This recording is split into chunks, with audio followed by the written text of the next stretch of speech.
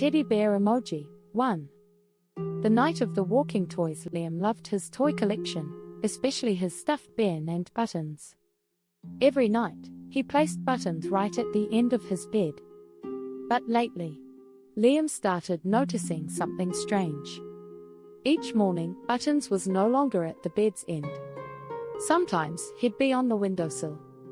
Other times, on Liam's desk. Once, Liam even found Buttons sitting upright, staring at the door. Spooked, Liam decided to stay up one night and watch. He kept a flashlight under his pillow and pretended to sleep. Around midnight, he heard a soft shuffle. Shuffle. His heart pounded as he peeked. Buttons was moving. The bear stood on its stubby legs and shuffled slowly across the floor. Liam gasped. Buttons stopped, turned his fuzzy head, and looked directly at him. Liam screamed and flicked on the flashlight. Buttons dropped to the floor, lifeless. The next day, Liam told his parents, but they just laughed. "You're imagining things," his mum said. That night, Liam set up his phone to record. The next morning, he raced to check the video. At 12:03 a.m., Buttons stood up, did a little dance, and wandered around the room. But then the bear stopped, turned to the camera, and waved. Liam froze. Just then, his little sister peeked in. "Liam, did you find Buttons' remote?" she asked. "Remote?" Liam blinked. "Yeah," she grinned. "It's a robot bear. Dad got it for you last week." Liam looked at the bear's back, and sure enough, there was a hidden switch and motor. Mystery solved. But Liam still swears Buttons blinked at him later that night. Ghost emoji. 2. The ghost in the library. Emily loved her school library. But ever since the librarian retired, strange things started happening. Books fell off shelves. Lights flickered. And worst of all, whispers echoed through the aisles. One rainy afternoon, Emily stayed late to return a book. Thunder boomed outside as she tiptoed through the silent library. "Emily," whispered a voice. She froze. "Hello." A book thudded to the floor behind her.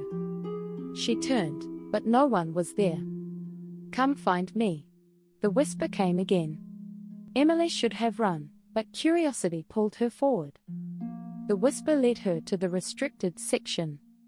There, under a beam of flickering light, sat a dusty book titled How to Haunt a School. Emily opened it and screamed. Inside was a picture of her, but as a ghost. Just then, the lights came on. A new librarian entered, holding a speaker. "Sorry, dear. That's our haunted book display. It plays sounds for the Halloween event tomorrow." Emily laughed nervously, still clutching the book. But later, when she looked again, her picture was no longer inside. Mirror emoji. 3. The mirror room. Jordan visited his grandma every summer, but this year, she warned him not to go into the guest room. "Why?" he asked. "Because of the mirror," she said. "It doesn't reflect right." Of course, Jordan had to see it. One afternoon, he crept into the guest room. In the middle stood a tall, old mirror. He looked in and froze. His reflection wasn't copying him. When Jordan waved, the reflection stood still. When he stepped back, the reflection grinned. Panicking, Jordan turned to leave, but the door was locked. He looked back. Now there were two reflections. One looked just like him, the other pale and hollow-eyed. Then a soft voice whispered, "Want to stay in here forever?" Jordan banged on the door until it flew open. Grandma rushed in, and the reflections vanished. "I warned you," she said. "It's an old carnival mirror from a haunted funhouse. Your grandfather bought it. And it's never been quite right." Jordan never entered that room again. But sometimes, the guest room door creaks open. All by itself.